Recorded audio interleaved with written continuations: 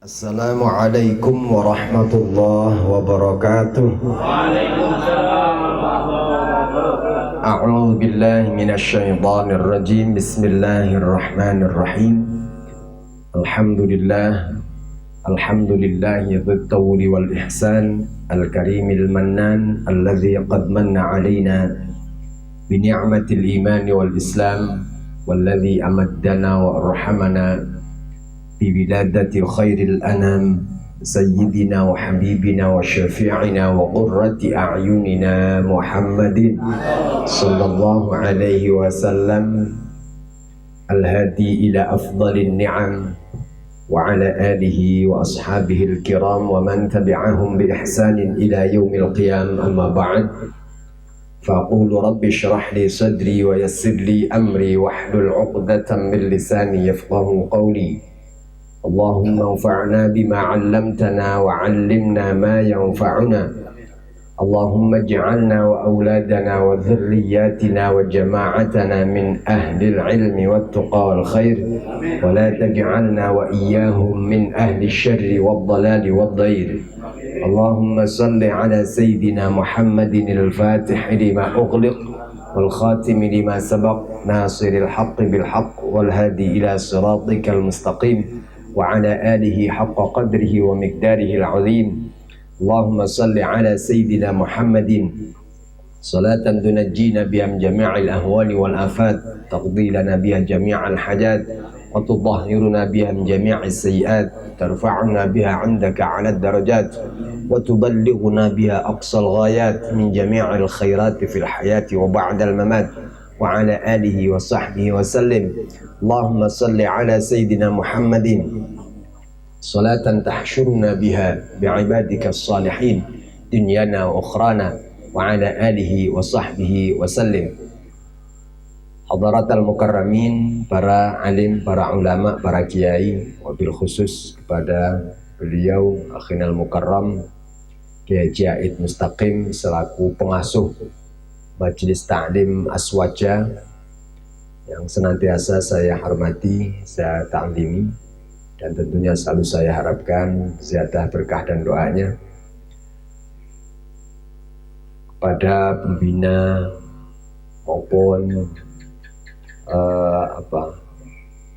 imam dalam hal roh bagi Banser maupun Ansor yang ada di kesugihan ini yang saya cintai, saya banggakan, para komandan Barisan Ansor Serbaguna yang saya banggakan pula, hadirin hadirat baik secara luring maupun secara daring, secara tatap muka maupun melalui channel YouTube Al-Hasbi Channel yang kelihatannya sudah mulai merangkak naik terus subscribernya, dan semoga semakin banyak dan semakin membawa keberkahan, membawa info-info, memberikan, menyampaikan info-info yang tentunya baik dan mendukung moderasi beragama, dan tentunya adalah mendukung dan selalu menginformasikan langkah-langkah Banser baik yang ada di Kesugihan maupun yang ada di Kabupaten Cilacap,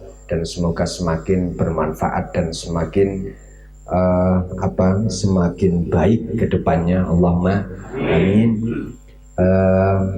Alhamdulillah pada malam hari ini meskipun secara sangat mendadak kita bisa berkumpul bermuajah berwujuh dalam kondisi yang sehat walafiat. Insyaallah COVID segera minggat. Allahumma amin. Kita semua sehat dan semoga betul-betul COVID ini diangkat oleh Allah Subhanahu wa taala, terutama berkah Maulid Nabi Agung Muhammad sallallahu alaihi wasallam. Allahumma amin. Dan alhamdulillah tadi saya sampaikan secara mendadak, Pak Aid juga tadi sudah menyampaikan bahwa ini undangannya super kilat. Karena beliau baru menyampaikan meminta saya untuk hadir kalau tidak salah tadi sore. Sudah mintrip gitu. Tapi karena memang saya lihat jadwal saya hari ini hanya kuliah dan tadi selesai sekitar jam 8:30, ya saya tidak punya alasan untuk menolak. Apalagi saya tahu bahwa ini amplopnya tipis. Kalau saya tolak berarti ini Gus Soim gara-gara amplopnya tipis. Bahkan saya sudah menyiapkan dari rumah untuk membawa amplop sendiri.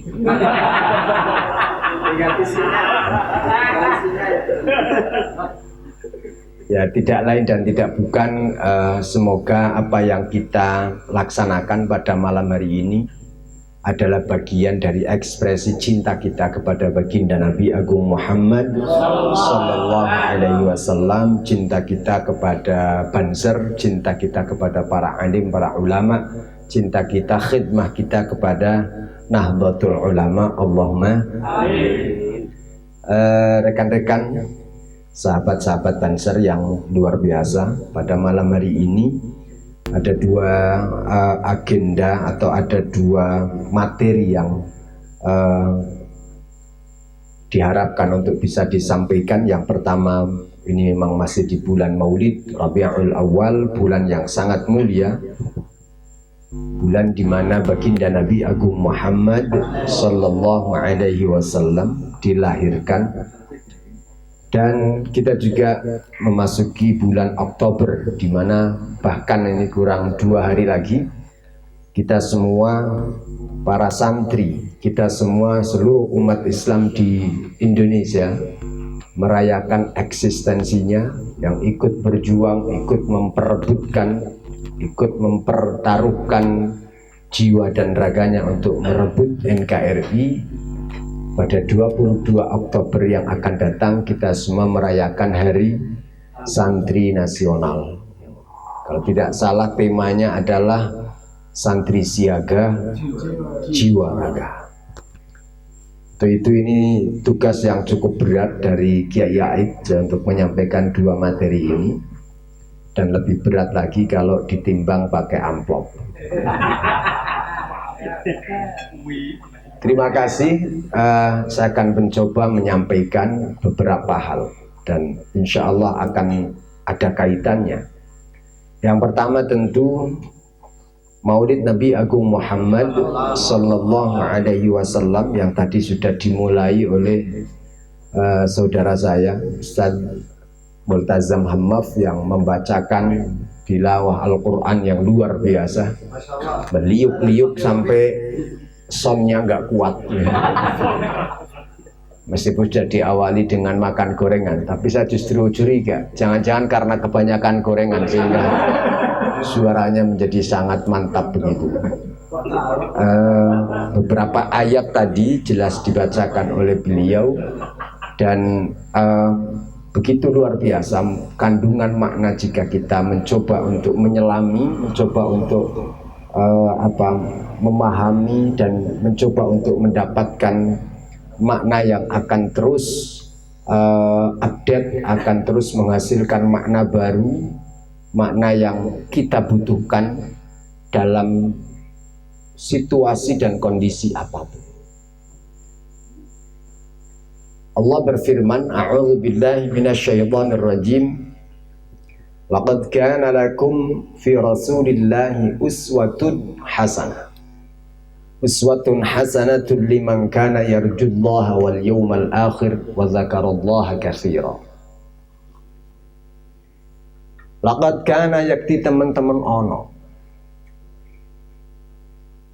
fi Rasulillahi ing dalem Gusti Rasulullah Muhammad sallallahu alaihi wasallam. Laqad kana yakti teman-teman ana iku fi Rasulillahi ing dalam utusane Gusti Allah. Lakum kadhe sira fi Rasulillah apa sing ana uswatun suri tauladan hasanatun kang bagus. Jelas sekali di dalam ayat ini Allah menegaskan bahwa kehadiran, kelahiran, kehidupan dan segala sesuatu tentang baginda Rasulullah Muhammad Sallallahu Alaihi Wasallam adalah model hidup bagi kita semua.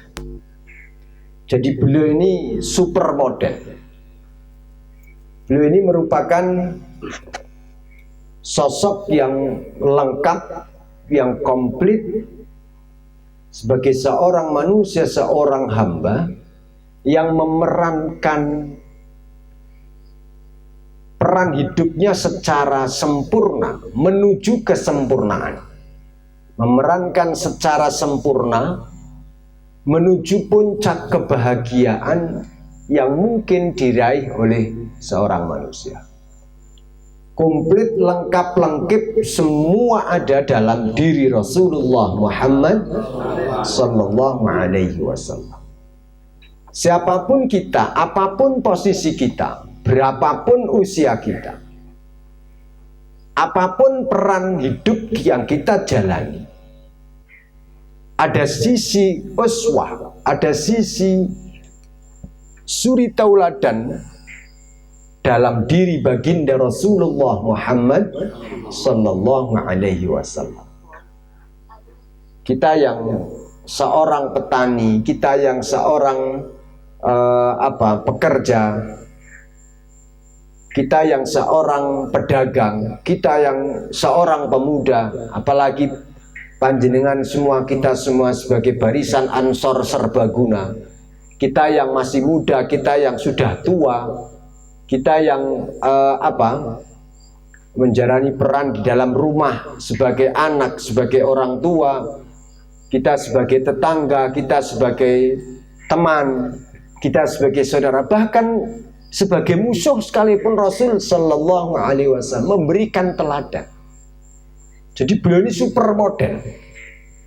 Siapapun yang ingin hidup sukses itu harus berkaca, harus menjadikan baginda Rasulullah Muhammad sallallahu alaihi wasallam sebagai model dalam hidupnya.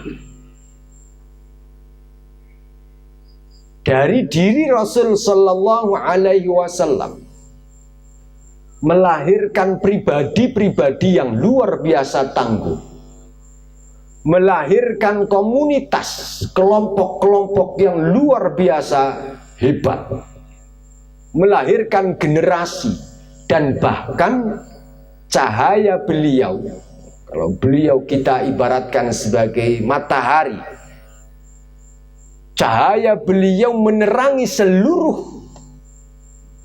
jagat raya ini. Sehingga para ulama kadang mensifati beliau sebagai aslu kullil wujud, sebagai pokok dari segala makhluk maujud. Sebagaimana laulaka lama khalaqtul aflaq. Jadi semua sisi kita ada suri tauladan dalam diri beliau. Contoh kita sebagai anak muda ya, ini rata-rata kan kalau Banser mestinya barisan Ansor Serbaguna ya masih muda ya. Kalau ada Banser kok sudah sepuh, ini Banser yang senior ya, atau apa itu? Serki ya, Banser kaki-kaki gitu ya. Tapi setidaknya semangatnya masih semangat muda.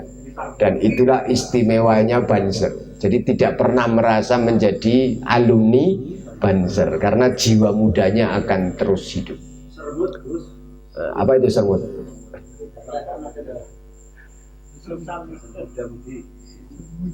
Sersan muda-mudi. Rasul pernah muda begitu. Dan masa muda baginda Rasul sallallahu alaihi wasallam ini juga merupakan model yang paling tepat untuk kita tiru, untuk kita ikuti. Sekarang kan milenial sekarang ini kan krisis model. Karena krisis model, maka akhirnya modelnya adalah maunya para bintang K-pop. K-pop itu K-pop, Korean pop ya. Kita ini krisis model. Karena memang nggak punya supermodel, maka menciptakan tokoh-tokoh fiktif, tokoh-tokoh dongeng, Superman, Spiderman, Batman, Kalau yang perempuan itu apa? Wonder Woman. Kalau Banser ya Yaman itu. Itu sebetulnya karena krisis model. Dan kita sebagai santri, kita sebagai umat Islam, dan bahkan seharusnya manusia itu tidak akan pernah krisis model kalau kita kenal betul dengan sosok yang sangat agung ini. Bagaimana tidak, pada generasi pertama beliau melahirkan pribadi yang begitu tangguh dalam diri 4 khulafaur rasyidin yang menjadi pilar sahabat waktu itu. Melahirkan pribadi Abu Bakar As-Siddiq, melahirkan pribadi Umar ibn Khattab, melahirkan pribadi Utsman ibn Affan, melahirkan pribadi Sayyidina Ali karramallahu wajhah wa ridwanullahi alaihim ajma'in. Itu semua adalah cerminan dari diri baginda Rasul sallallahu alaihi wasallam, melahirkan generasi sahabat yang luar biasa, melahirkan muhajirin dan melahirkan ansor. Ya, tanpa Rasul ya nggak ada Banser, itu sudah jelas. Tanpa Rasul tidak akan pernah ada Banser. Barisan Ansor serbaguna, tafaulan dengan Ansarullah, tafaulan dengan Ansaru Sayyidina Rasulillah sallallahu alaihi wasallam. Jadi dalam diri Rasul ini adalah ada model yang bisa diambil oleh setiap kita, apapun posisi dan tempat kita. Ya, pemuda, sebagai pemuda, Rasul pernah menjadi anak muda. Oleh karena itu, kehidupan Rasul sallallahu alaihi wasallam disetting oleh Allah, disetting betul agar selalu ada sisi biasanya. Di balik semua keluar biasaan Rasul, selalu ada sisi-sisi biasa. Jadi ditegaskan oleh Allah Subhanahu wa ta'ala. Qul innama ana basyarum mithlukum. Katakan Muhammad bahwa saya ini hanyalah manusia mithlukum, seperti kalian semua. Seperti kalian, ini berarti ada titik temu, titik sama antara kita sebagai manusia dengan baginda Rasul sallallahu alaihi wasallam. Maka selalu ada titik biasa. Beliau di dalam kandungan 9 bulan, sama dengan kita. Rata-rata kita 9 bulan. Beliau pernah kecil, mengalami masa bayi yang harus seperti bayi pada umumnya, netek sama ibunya, bermain. Kemudian ada tumbuh kembang baik secara fisik maupun secara psikis, secara kejiwaan. Ada pertumbuhan-pertumbuhan yang ini normal. Seperti kita dan seperti manusia, karena memang beliau adalah bashar, manusia. Dan oleh karena itu dalam dalam pengajian tauhid kita, pengajian aqaid kita, itu kita mengenal sifat-sifat utusan-utusan Allah Subhanahu wa ta'ala, utamanya baginda Rasulullah Muhammad sallallahu alaihi wasallam. Aqaid 50 diantaranya adalah sifat-sifat Rasul. Apa sifat-sifat Rasul itu? Ada sifat wajib, ada mustahil, ada jaiz. Wajibnya 4 yang populer, atau kalau Sanusiyah menyebutkan hanya 3 begitu. 4 itu apa saja? Siddiq, amanah, tabligh, fatanah. Mustahilnya kizib, khianat, apa? Maksudnya apa? Kizib, khianat, kitman, baladah. Sifat jaiznya ada, apa itu? 1. Al-a'rad al-bashariyah allati la tuaddi ila naqsin min maratibihim al-aliyah. Itu sifat jaiznya Rasul. Sifat-sifat manusiawi, sifat-sifat standar sebagai seorang manusia. Asal sifat-sifat itu tidak kemudian berakibat mengurangi tingginya derajat Rasul. Yo manusiawi lah kalau Rasul itu lapar. Rasul ini kenyang, Rasul ngantuk, Rasul tidur, meskipun ngantuk dan tidurnya beda dengan kita, begitu ya. Rasul sehat, sakit, semua ini sifat-sifat manusiawi. Tapi meskipun sifat manusiawi, ya tidak semua sifat manusiawi ini ada pada seorang utusan Allah Subhanahu. Ya, sifat yang la tuaddi ila naqsin. Rasul wajar sakit karena dia manusia. Tapi nggak mungkin kalau Rasul sakitnya kena AIDS. Raja singa. Rasul kok penyakitnya apa? Raja singa. Penyakit yang biasa disebabkan oleh apa? Aktivitas kelamin yang tidak baik dan tidak wajar.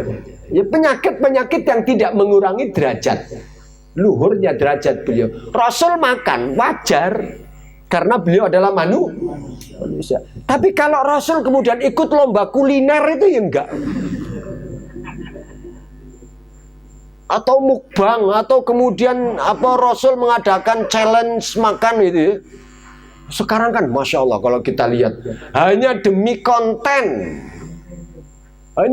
konten itu makan tuh sampai ya nggak umum, karena kalau umum nggak laku, kalau umum nggak nambah subscriber.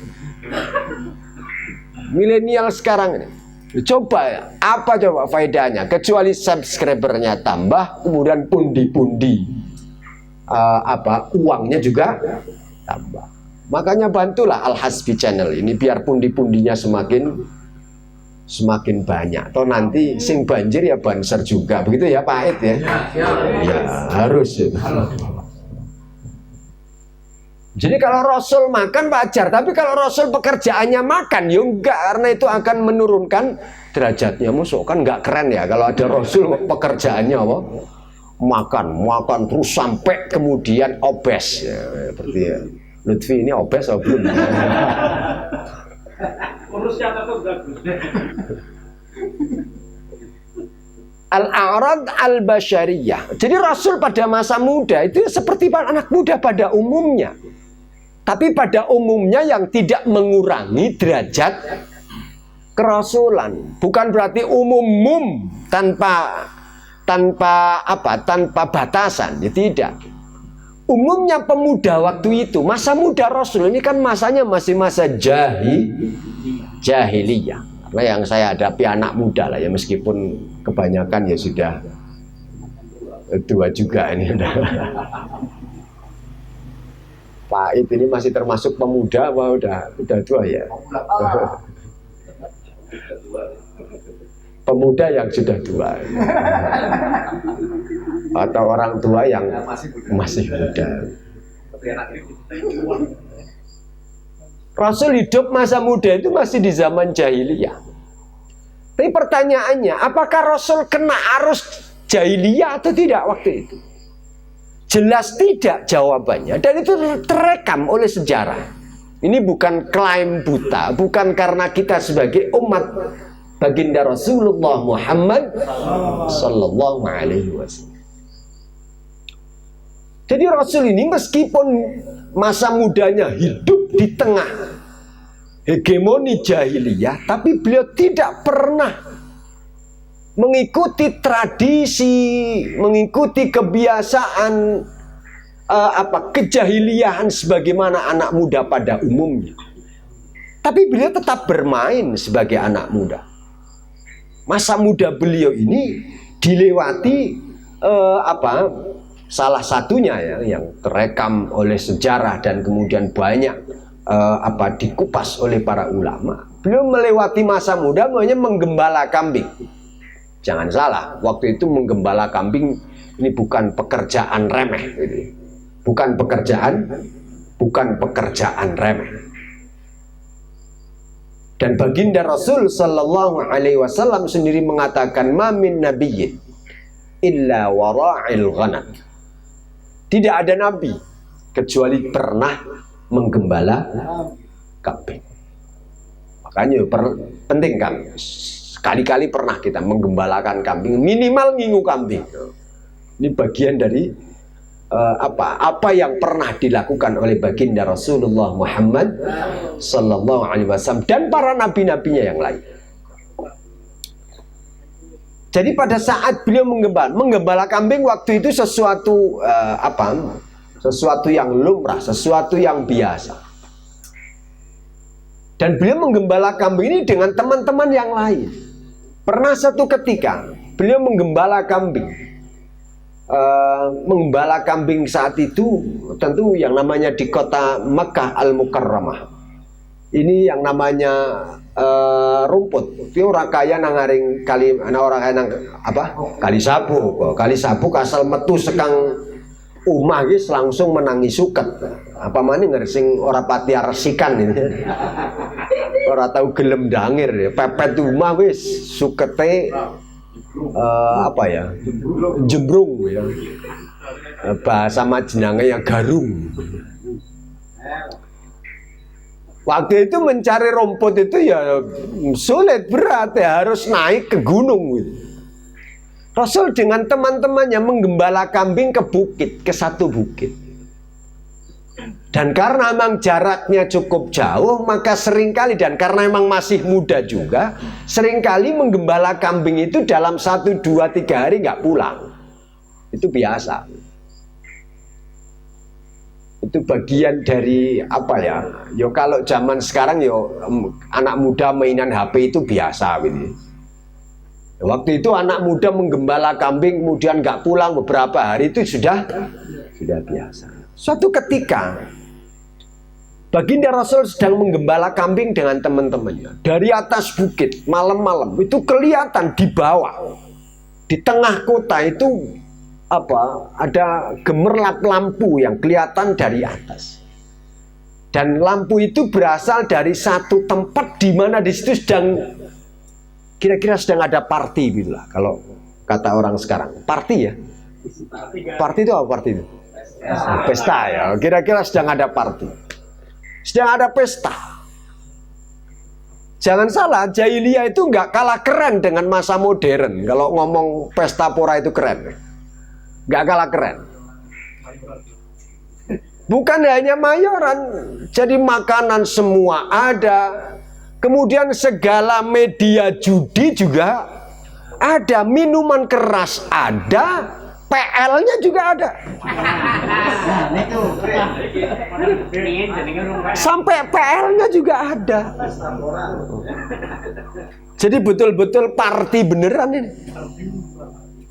Jadi kalau sekarang party ada minuman keras, ada PL, ada domino, itu udah kalah dengan zaman jahiliyah waktu itu.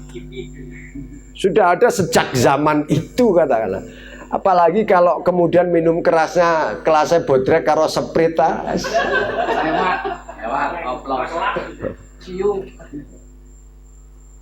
Waktu itu ada party nih. Nah, maka teman-temannya kemudian kepengen tahu sebetulnya bagaimana ini Mas Muhammad kalau masuk ke sebuah party. Sehingga ini ya agak ngeprank lah ya teman-temannya. Ya karena bahasanya bahasa milenial ya, masuk bahasa-bahasa ini. Nabi ini diprank Muhammad muda ini oleh teman-temannya. Karena Muhammad muda ini meskipun muda, beliau ini tidak pernah tercatat masuk ke dalam ruang-ruang kejahiliah. Maka teman-temannya ini ngeprank. Mas Muhammad tuh lihat di bawah ramai, gemerlap lampunya luar biasa. Ya terus gimana?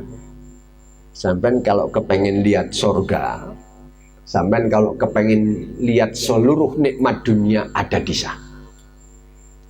Masa saya gitu? Bener. Lihat aja. Betul Kanjeng Rasul Muhammad muda ini turun mau masuk ke arena party tadi. Begitu beliau mau masuk, belum masuk, itu ada kejadian-kejadian yang menyelamatkan beliau. Singkat cerita, malam itu terlewati malam, Muhammad turun, malam lewat, kemudian siangnya naik lagi ke tempat penggembalaan kambing. Begitu naik ditanya sama teman-temannya, gimana Mas Muhammad? Wah, ini kayaknya udah habis berapa botol? Oh, kalau bahasa anak-anak sekarang kira-kira begitu ya. Apa yang kamu lihat kan? Muhammad muda ini kemudian menjawab, enggak, saya nggak lihat apa-apa. Masa sih nggak lihat apa-apa? Turun nggak? Turun, saya turun. Masuk nggak? Masuk. Kok bisa nggak lihat apa-apa? Ya nggak tahu. Nah gimana toh? Pokoknya saya begitu mau masuk, itu ada yang apa ya? Noel ya, Noel atau apa ini? Mencolek pundak saya. Dan saat itu pula saya kemudian tertidur dan dibangunkan oleh sorot matahari. Jadi begitu masuk itu ada yang nyolek, tidur, bangun itu sudah siang. Kira-kira party itu kan kalau udah siang pasti udah sepi lah. Sampai lihat maunya kalau mau ke Adipala kok jam 8 pagi itu di sebelah sana Pertolon ya sepi. Tapi kalau jam segini, wah jangan tanya. Pokoknya blok kanan lah ya. Tapi kalau jam 8 pagi ya sepinya nggak ada apa-apa lagi sudah. Itulah yang dialami oleh Muhammad muda. Masa begitu? Ya begitu adanya. Saya ini begitu masuk ada yang nyolek, saya tertidur, dibangunkan oleh sinar matahari. Saya nggak lihat apa-apa. Sepi, nggak ada apa-apa, enggak. Nggak ada pesta, nggak ada party, nggak ada apalagi PL. Masa saya coba nanti ini 3 hari 3 malam berturut-turut nih. Coba nanti malam mau nggak turun lagi? Siap. Malam kedua turun lagi. Begitu pulang lagi ke teman-temannya besoknya itu dengan kejadian sampai 3 kali. Jadi kehidupan baginda Rasul ini kehidupan yang luar biasa. Meskipun beliau hidup di tengah jahiliyah, tapi tidak pernah tercatat oleh sejarah bahwa beliau pernah ikut jahiliyah. Salah satu dalil yang sahih ya, bahwa beliau ini sama sekali tidak terkontaminasi oleh tradisi jahiliyah. Jangankan tradisi, nilai jahiliyah sedikit pun tidak terkontaminasi. Padahal beliau hidup di tengah kejahilian yang begitu menghegemoni, yang begitu kuat. Beliau ini kan berapa putranya baginda Rasul Sallallahu Alaihi Wasallam? Ada berapa putranya? Wah, banser ora apal ya kebangetan nih. Putranya Kanjeng Nabi pira kan? Wah, yuk langsung buka HP. Berapa? Al-ilmu fis sudur lah fil HP. Kalau ilmunya panjenengan di HP, ya nanti ketika HP-nya ngedrop, yang ilmunya Rika ngedrop. Ilmu zaman sekarang kan al-ilmu fil laptop. Faida mata laptop, mata ilm. Nah kalau laptopnya mati, yang ilmunya mati. Ada berapa putra Rasul Sallallahu Alaihi Wasallam? Ada 7. Ada 7 putra Rasul Sallallahu Alaihi Wasallam, 3 laki-laki, 4 perempuan. Seluruh putri Rasul yang 4 itu lahir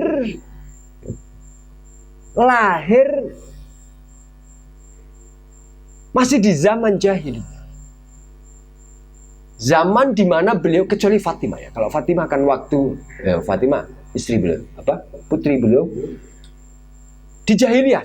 Artinya sebelum beliau diangkat menjadi Rasul Sallallahu Alaihi Wasallam.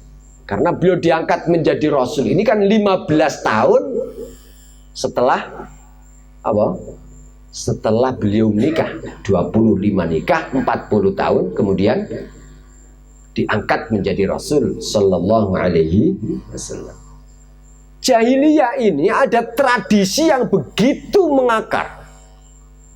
Tradisi tentang kelahiran anak perempuan. Wah, itu sangat populer ya, sangat populer. Di pelajaran anak SDMI pun sudah ada. Kalau ada pelajaran SKI, itu pasti ada pelajaran tentang Arab masa jahiliyah. Pasti ada tradisi apa? Tradisi jahiliyah diantaranya adalah mengubur anak perempuan hidup. Jenis kelamin perempuan waktu itu adalah aib, adalah apa? Kecelakaan, adalah musibah. Dianggap begitu oleh masyarakat secara umum, dan ini menjadi nilai. Sehingga kalau ada kelahiran perempuan, ada kelahiran yang tak diinginkan. Kelahiran yang tak diinginkan. Saking tidak diinginkannya, kalau lahir kok wadon, dipaksa mati. Itu yang disebut dengan wa'dul banat. Disebut dengan wa'dul banat. Dan ini diabadikan di dalam Al-Quran. Wa idzal mau'udatu su'ilat bi ayyi dzambin qutilat. Ketika bayi yang dikubur hidup-hidup itu dipertanyakan, atas dosa apa dia dibunuh? Bi ayyi dzambin qutilat. Oh, ini menggambarkan tradisi jahiliyah yang luar biasa. Tapi kita lihat keluarga baginda Rasul sallallahu alaihi wasallam. Keempat-empatnya tidak ada yang dikubur hidup-hidup oleh Rasul.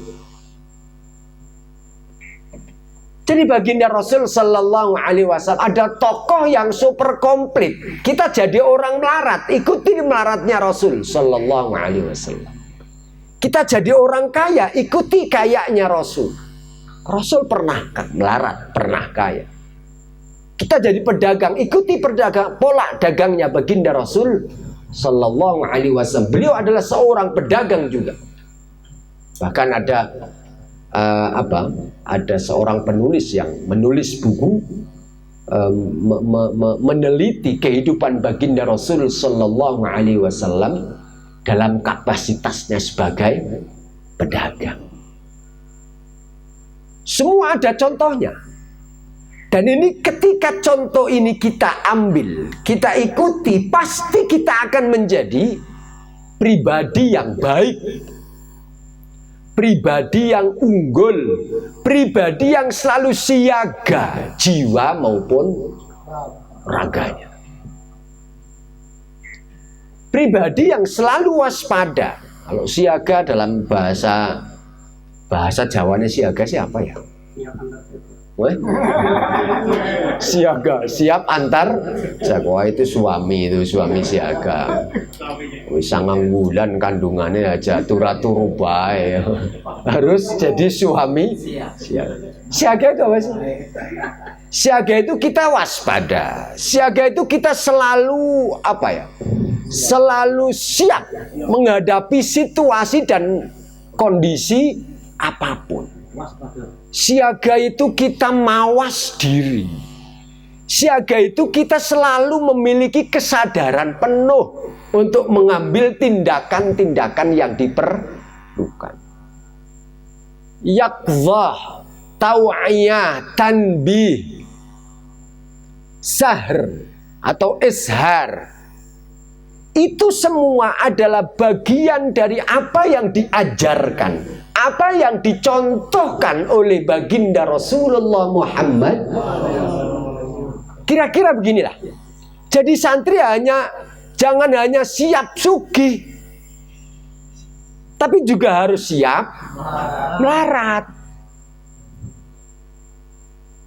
Jadi banser itu jangan hanya siap apa kira-kira? Oh, jangan hanya siap ketika kiai ini rawuh, ketika kiai ini belum rawuh pun harus siap jemput. Aja kiai ini markir dewek.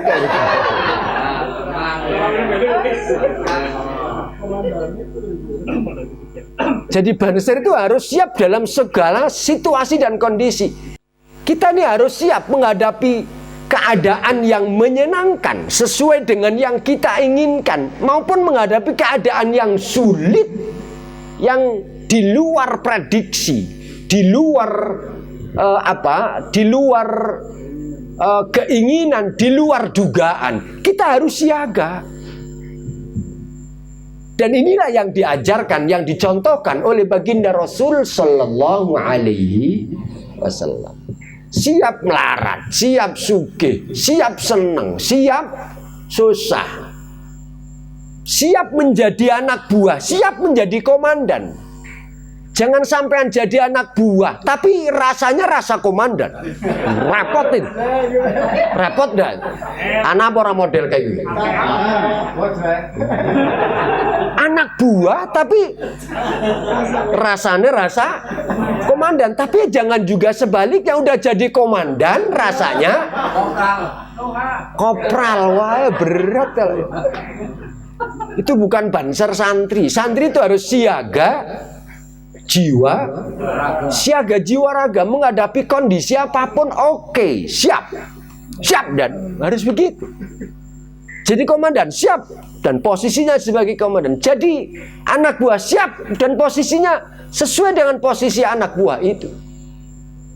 Karena pada dasarnya posisi itu hanya peran itu hanya memang posisi yang seharusnya ada semua. Nggak ada orang kaya kalau nggak ada si miskin. Nggak ada orang miskin kalau nggak ada orang kaya. Nggak ada orang pinter kalau nggak ada yang bodoh. Nggak ada orang bodoh kalau nggak ada kiai kalau nggak ada santri. Nggak ada santri kalau nggak ada kiai. Semua ini saling menopang. Hidup ini melengkapi. Hidup ini saling memberi, bukan kemudian saling saingan yang tidak produktif, tidak sehat. Jadi akhirnya ajinya aji mumpung. Ajinya aji mumpung. Wah, mumpung jadi anak buah. Mamane ora keton nggih ora kewenangan. Bahaya. Mumpung jadi pimpinan, perintah-perintah kepenak wis gampangane ngidek-ngidek maring anak buah. Ini nggak beres nih, nggak bener. Kalau sudah pakai aji mumpung ini repot. Mumpung jadi istri minta terus sama suami. Mumpung jadi suami kemudian menomorduakan istri, kemudian peran-peran istri jadikan sebagai wong buri begitu. Wah, ini gak tepat. Makanya baginda Rasul Sallallahu Alaihi Wasallam menempatkan al-muallim wal muta'allim itu pada tempat yang mulia semua. Kun aliman au muta'alliman au sami'an wala takun rabi'an. Riwayat yang lain, kun aliman au mualliman au mustami'an au muhibban wala takun khamisan. Jadi antara guru dan murid ini kira-kira posisi yang ya bedanya beda-beda sidik. Ya harus beda lah ya. Saya di kursi, panjangan di bawah, itu ya sudah wajar gitu. Ini perbedaan yang paling berapa senti. Dan ini posisi-posisi yang saling melengkapi. Dan inilah yang diajarkan oleh baginda Rasul Sallallahu Alaihi Wasallam. Dan semua peran itu pernah dijalani atau ada contoh konkret dari baginda Rasul Sallallahu Alaihi. Sebagai pemuda, beliau ini punya jati diri. Sebagai pemuda, beliau ini punya visi. Sebagai pemuda, beliau itu betul-betul memikirkan masa depan, mengorbankan masa muda demi untuk mencapai masa tua yang baik, yang cerah, mengorbankan dunia demi untuk mendapatkan akhirat yang luar biasa. Itulah uswatun hasanah. Maka siapapun kita, mari kita baca sirah nabawiyah, kita baca sejarah Nabi, kita baca kepribadian Nabi. kemudian kita ambil. Di mana posisi kita? Mana posisi kita yang cocok ambil dari baginda Rasul sallallahu alaihi wasallam. Tapi jangan kemudian sampai protes. Waduh, Rasul kan laki-laki, saya perempuan. Bagaimana mungkin saya niru perempuan niru Rasul yang laki-laki? Ya tirulah perempuan-perempuan yang ada di sekeliling baginda Rasulullah Muhammad sallallahu alaihi wasallam. Secara keseluruhan beliau adalah tokoh inspiratif sepanjang zaman. Yang jika setiap langkah kita ini inspirasinya dari baginda Rasul sallallahu alaihi wasallam, maka hidup kita pasti sukses. Sudah pasti jaminan. Ini bukan jaminan dari saya sama sekali. Jaminan dari baginda Rasulullah Muhammad sallallahu alaihi wasallam. Dan ini harus dimulai dari cinta. Nggak bisa kalau tidak dimulai dari cinta. Tidak bisa. Harus dimulai dari cinta. Kenapa? Karena nanti kalau sudah cinta, ini kan kalau cinta jangankan makan sate, kalau cinta sudah melekat tai ucing saja, rasa coklat gitu. Ya karena kita ini kalau ingin hidup sukses, kita harus meniru. Niru ini sudah fitrah kita. Jadi jangan gengsi niru. Jangan gengsi. Kita memang sudah fitrah kita. Kalau hidup itu harus niru, itu fitrah kita. Jadi zaman jangan terlalu protes kalau Cina itu rajanya menduplikasi ya. Tapi kan kemudian ada hal-hal baru ya di dalamnya yang kemudian digubah gitu ya. Ya kenapa? Karena fitrah kita ini memang tiru. Coba apa yang kita tidak tiru? Sejak kita lahir itu sudah kita apa-apanya dalam perkembangan hidup kita itu selalu niru. Kalau dibiarkan, kalau umpamanya sejak kecil tangan ini dibiarkan bagaimana mengambil apa yang diambil, dibiarkan sejak kecil, ini barangkali tidak kemudian tangan kanan selalu digunakan untuk hal-hal yang sifatnya bersih, sifatnya rapi dan baik. Tangan kiri untuk hal-hal yang biasanya terkait dengan hal-hal yang nggak begitu penting, terkait dengan hal-hal yang kotor, itu pakai tangan kiri. Itu harus dicontohin dulu nggak? Sejak kecil harus dikasih contoh. Bagaimana cara makan, bagaimana cara jalan, bagaimana.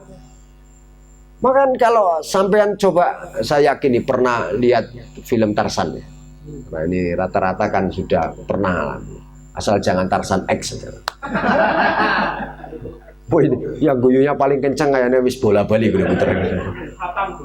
Atap ya. Kan bagaimana diceritakan? Karena memang tidak diasuh oleh manusia, maka apa yang dia lakukan, bahkan gerak-geriknya ini yang mirip dengan pengasuhnya. Pengasuhnya kan bukan manusia dalam dongeng Tarzan itu ya. Maka bagaimana kemampuan dia bergelantung di pohon, bagaimana melari, bagaimana itu karena memang yang dia lihat, yang dia dengar, yang dia alami, ya itulah yang kemudian dia lakukan. Nah kita ini memang dari A sampai Z-nya niru. Coba sampai sekarang pun manusia yang paling modern sekalipun itu pasti niru. Nah, niru ini adalah agar dalam perkembangannya hidup kita ini on the right track gitu ya. Pada jalur yang benar, jalur menuju kesuksesan yang selalu diciptakan. Makanya Allah menciptakan manusia sekaligus menciptakan modelnya. Setiap kelompok, setiap generasi oleh Allah dikirim ini paketan dari Allah Subhanahu wa ta'ala. Setiap umat ada Rasul, ada Nabi, ada model yang jika kita ikuti maka kita akan sampai pada tujuan yang dicita-citakan. Itulah baginda Rasul Sallallahu Alaihi Wasallam. Makanya keberadaan beliau ini super penting, melebihi makhluk apapun. Melebihi makhluk apapun. Bahkan Allah menciptakan seluruh ciptaannya ini ya karena Allah akan menciptakan baginda Rasulullah Muhammad Sallallahu Alaihi Wasallam. Beliau ini disebut sebagai Sayyidul Awwalina wal Akhirin. Bahkan para ulama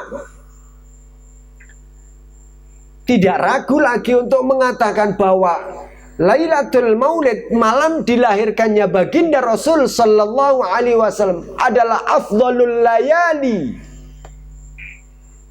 kulliha, adalah malam terbaik. Malam terbaik bukan Lailatul Qadar. Lailatul Qadar itu terbaik hanya khairun min alfi syahr, tanpa mengurangi besarnya Lailatul Qadar.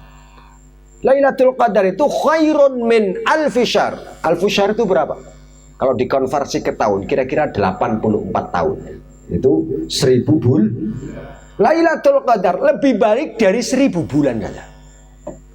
1000 bulan. 1000 bulan kan tidak begitu lama. Tapi kalau Lailatul Maulid ini khairun min jami'il layali kulliha. Kenapa? Karena pada malam Maulid ini adalah waktu yang dipilih oleh Allah untuk mewujudkan dalam wujud suratan wa maknanya makhluk paling agung, makhluk paling mulia, asal dari segala makhluk wujud ini, yaitu baginda Rasulullah Muhammad Sallallahu Alaihi Wasallam. Buka tuh kitab Bajuri. Dalam kitab Bajuri dijelaskan bahwa Lailatul Maulid afdhalul layali kulliha. Jadi ini sosok yang sangat-sangat agung, dan kita tidak bisa menggambarkan agungnya baginda Rasul dengan gambaran yang sama, kira-kira menggambarkan keagungan beliau. Bagaimana tidak? Keagungan Rasul disebut di dalam Al-Quran, wa innaka la'ala khuluqin azim. Sungguh engkau Muhammad la'ala khuluqin azim, betul-betul menetapi pribadi yang agung. Agung mungguwe Gusti Allah, agung mungguwe Al-Quran. Kita jelas tidak mampu mengukurnya dengan pasti. Maka apapun sifat kita mengagungkan baginda Rasul, maka hakikat keagungan Rasul lebih agung dari itu. Sahabat-sahabat yang dimuliakan Allah Subhanahu wa ta'ala, mencintai beliau adalah kunci bagi kita untuk bisa menjadikan beliau sebagai supermodel di dalam hidup kita. Coba, kalau sekarang ini kan di era sekarang, eranya sudah era bukan lagi 4.0 ya. Ya kata di era informasi ini, di era digital ini, kan sekarang jadi muncul banyak sekali platform medsos. Dan munculnya medsos ini juga memunculkan, melahirkan budaya-budaya baru. Salah satunya melahirkan banyak istilah-istilah baru. Ada fans, ada lovers, ada viewers, ada followers, ada apa lagi? Ada hater ya, sekaligus ada haters dan yang lain-lain. Buzzer juga ya. Untuk menjadi idola ini pasti sudah menjadi loversnya, gitu ya.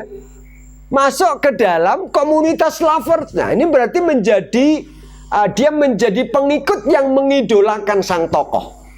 Dan kalau sudah menjadi loversnya, maka segala tindakannya ini begitu digandrungi dan ditiru.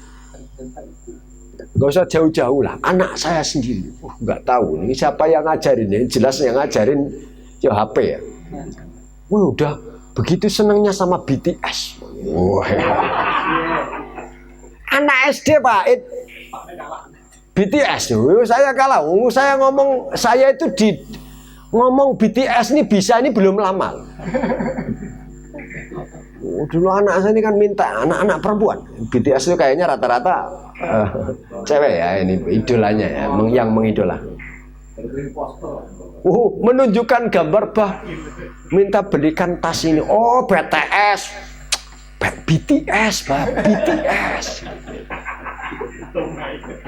Gak boleh, gak mau dia disebut BTS tuh gak boleh. Kurang fase, gak terima BTS. Jadi cinta dulu harus kita tanamkan. Bagaimana kita mau mengikuti, mau menjadikan baginda Rasul sebagai model kalau kita nggak ada cinta kepada beliau. Jadilah followersnya dulu, jadilah loversnya. Kemudian kita akan selalu mencari semua hal tentang baginda Rasul sallallahu alaihi wasallam. Ya meskipun kita cukup bangga.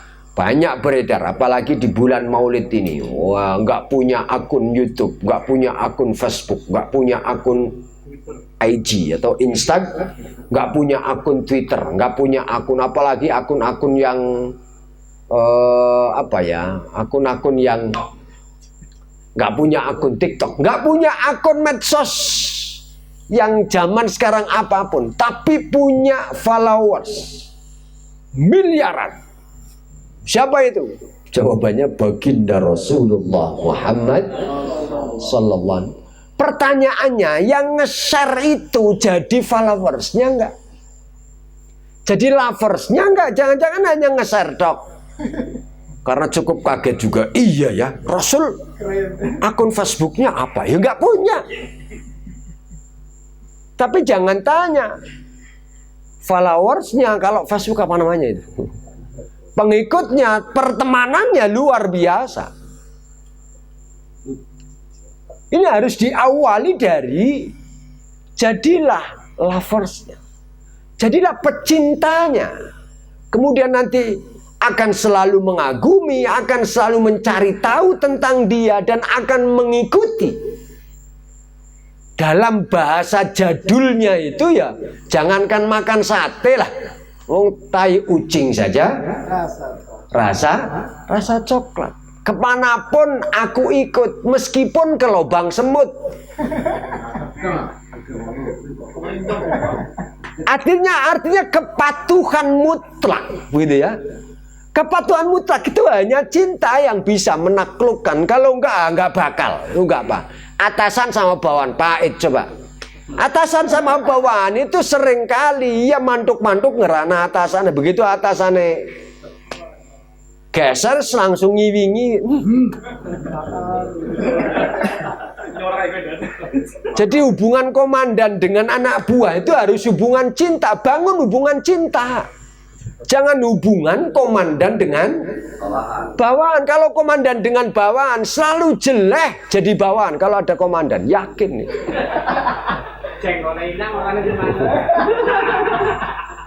Tapi kalau membina hubungannya adalah hubungan cinta, maka nanti sudah menyatu. Ketika menyatu menjadi satu ruh, satu junud yang mujannadah. Baginda Rasul sallallahu alaihi wasallam menyampaikan al-arwah junudun mujannadah, bahwa roh itu disatukan oleh satu komando. Melalui apa? Cinta.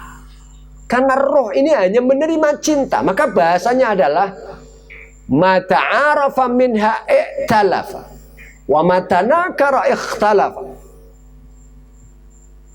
Mata arafa i'talafa, ketika saling mengenal dengan baik. Ta'aruf, saling mengenal dengan baik, memiliki hubungan yang didasari oleh kebaikan. Talafa, maka akan terikat dengan ikatan cinta. Makanya kan ulfah, mahabbah itu Semuanya kadang diartikan apa? Tapi kalau ulfa itu cinta yang memang sudah mengikat, diawali dengan ta'aruf, keyakinan, ditinggalkan selamanya menuju Madinah Al-Munawwarah. Tanpa Nabi tidak akan lahir muhajirin, tidak akan lahir ansar. Tanpa Nabi mustahil Indonesia merdeka. Tanpa Rasul Sallallahu Alaihi Wasallam mustahil Indonesia ini merdeka. Ya meskipun ini gapnya terlalu jauh, jaraknya terlalu jauh. Apa hubungannya Rasul dengan hari santri? Apa hubungannya Rasul dengan kemerdekaan? Apa hubungannya Rasul dengan perjuangan para santri, perjuangan para ulama, para kiai? Apa hubungannya dengan Banser? Sangat erat. Secara umum tidak ada Rasul, tidak ada Indonesia, tidak ada kemerdekaan. Dengan apa bangsa ini merebut kemerdekaan? Dengan apa? Dengan hati, dengan semangat, dengan keyakinan, optimisme yang begitu tinggi.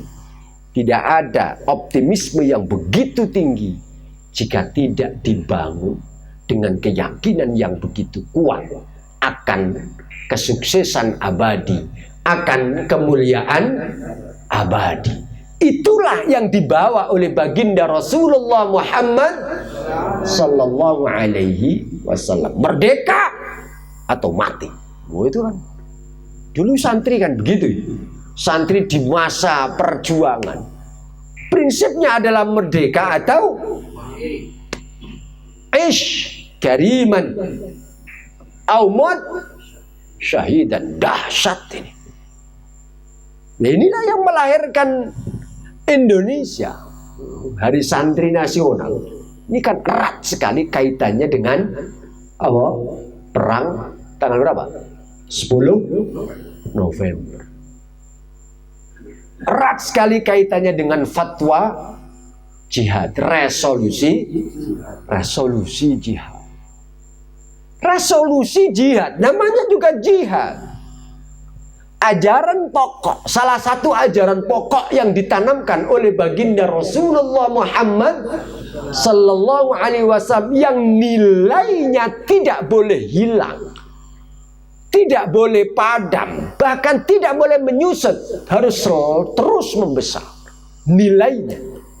Kalau langkahnya, bentuknya tentunya mengalami perubahan sesuai dengan perubahan perubahan zaman. Santri saat itu 22 Oktober 1945 tentu beda dengan 22 Oktober santri di 2021. Tapi nilai jihadnya sama. Kerja keras, kerja cerdas, kerja tuntas, kerja ikhlas, kreativitas, harus terus hidup. Semua itu untuk hidup yang tuntas, untuk hidup dunia akhirat menuju Allah Subhanahu wa ta'ala. Hari ini pekikan Allahu Akbar mestinya suara tangan, suara akal, suara gerakan sosial harus sama nyaringnya dengan suara mulut. Jangan mulutnya saja Allahu Akbar, tangan saja mengepal, tapi setelah itu rebutan nasi bungkus. Di mana akbarnya coba? Allahu Akbarnya itu kita tetap sarungan, tetap pakai peci, tapi kita juga sekaligus sebagai desainer pesawat terbang. Tapi kita juga sekaligus sebagai ahli kimia. Kita juga sekaligus sebagai pakar sosial, sebagai pakar medis, sebagai pakar. Itulah bahwa tanpa kita sebutkan Allahu Akbar di jalanan, semua orang akan mengatakan Allahu Akbar. akan merasakan betul Allahu Akbar. Dan Islamnya juga Islam yang besar, Islam yang hebat, Islam yang kuat, yang bukan hanya dipekikkan besar di jalanan, tapi ternyata kecil dalam arti ya, bukan Allahnya ya, bukan Allahnya. Langkah-langkah kita tidak menunjukkan kebesaran Allah subhanahu wa ta'ala. Dan ini nanti pasti melahirkan sikap siaga jiwa raga. Dan ini selaras dengan lagu kebangsaan kita yang selalu membangun jiwanya, bangunlah raganya untuk Indonesia Raya. Karena memang kita ini harus berangkat dari hati, berangkat dari cinta. Berangkat dari hati, dan hati inilah yang abadi. Hati inilah sang kreator sejati. Hati inilah sang penentu. Hati inilah yang mewarnai. Hati inilah yang mengambil keputusan. Hati inilah yang mencinta. Hati pula yang membenci. Hati pula yang kemudian menghancurkan. Maka hati ini harus betul-betul kita jaga. Santri yang siaga jiwa dan raga tidak lain adalah santri yang selalu terinspirasi oleh baginda Rasulullah Muhammad sallallahu alaihi wasallam. Kita tapi terlalu jauh sampai kepada Rasul. Santri minimalnya harus terinspirasi, harus kemudian menggali, mencari, dan kemudian bersimpuh kepada para ulama, para kiai. Para ulama, para kiai inilah warasatul anbiya, sebagai penerus para. Kalau kita langsung sambung ke Nabi ya nggak bisa. Emang kita ini siapa? Kita ini hidup di zaman kapan? Rasul hidup di zaman kapan? Nggak mungkin bisa. Bagaimana caranya? Ya harus melalui para guru, para kiai, para alim, para ulama, hingga akhirnya kita sambung kepada baginda Rasulullah Muhammad sallallahu alaihi wasallam. Jadi harus jelas. Jangan Google. Kalau Google nggak sambung ke Rasul. Jangan Google. Kalau kemudian tadi pengajian online, kiainya jelas, wah ini kita memanfaatkan fasilitas teknologi, tentunya begitu. Tapi jangan kemudian ansehnya dari Google yang nggak jelas, atau dari info-info yang nggak pasti dari mana dan seterusnya, dan tidak bertanggung jawab. Ini nggak akan sambung kepada Allah Subhanahu wa ta'ala. Siaga jiwa dan raga dalam arti kita siap menghadapi hidup apapun situasi dan kondisinya. Di masa pandemi kita siap. Ngaji bisa online. Begitu ya, sowan bisa online, silaturahim bisa online. Ya, gula kopi ini bisa online kok.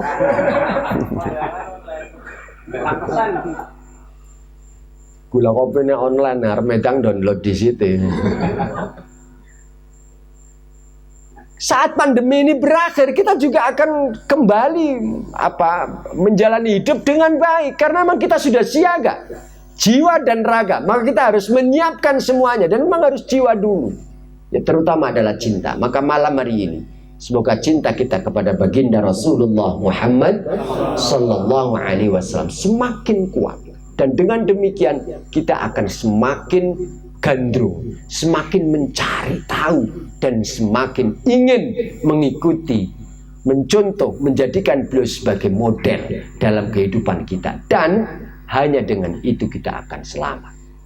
Ada satu hadis yang diriwayatkan, yang maknanya adalah siapapun orang yang akan datang kepadaku Muhammad tidak akan pernah sampai, melalui jalur apapun tidak akan pernah sampai kepadaku, kata Allah, kecuali harus melewatimu.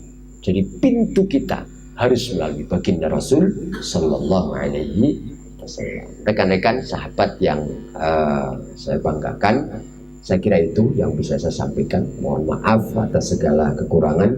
Semoga bermanfaat. Selamat Maulid Nabi Agung Muhammad Sallallahu Alaihi Wasallam, dan sekaligus juga selamat Hari Santri Nasional dengan khidmah kepada para guru, para ulama, para kiai. Dengan mencintai para kiai, kita juga berarti mencintai utusan Allah Subhanahu wa Ta'ala. Dengan mencintai Nabi, insya Allah kita akan survive, kita akan siaga, akan siap menghadapi kondisi apapun, baik jiwa maupun raga. Tidak mudah stres, tidak mudah capek, tidak mudah tidak mudah marah, tidak mudah putus asa, tidak mudah mengambil kesimpulan secara terburu-buru, tidak mudah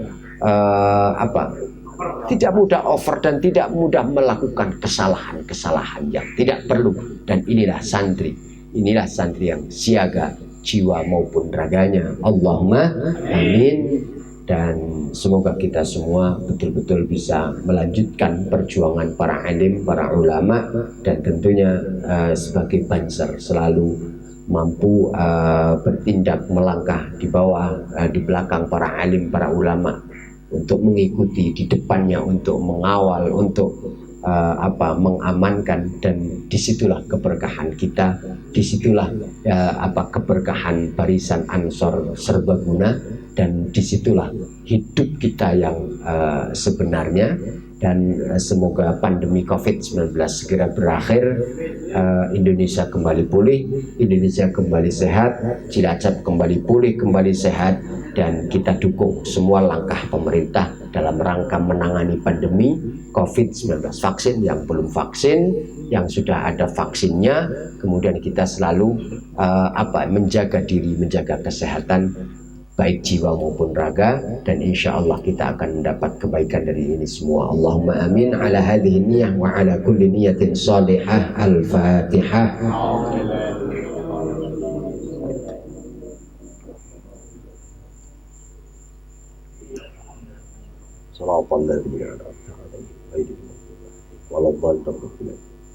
Mari kita tutup dengan bacaan kafaratul majlis. Bismillahirrahmanirrahim. Subhanakallahumma wa bihamdika asyhadu an la ilaha illa anta astaghfiruka wa atubu ilaik. Wallahu muwaffiq ila aqwamit thariq wal 'afwa minkum. Assalamu alaikum warahmatullahi wabarakatuh.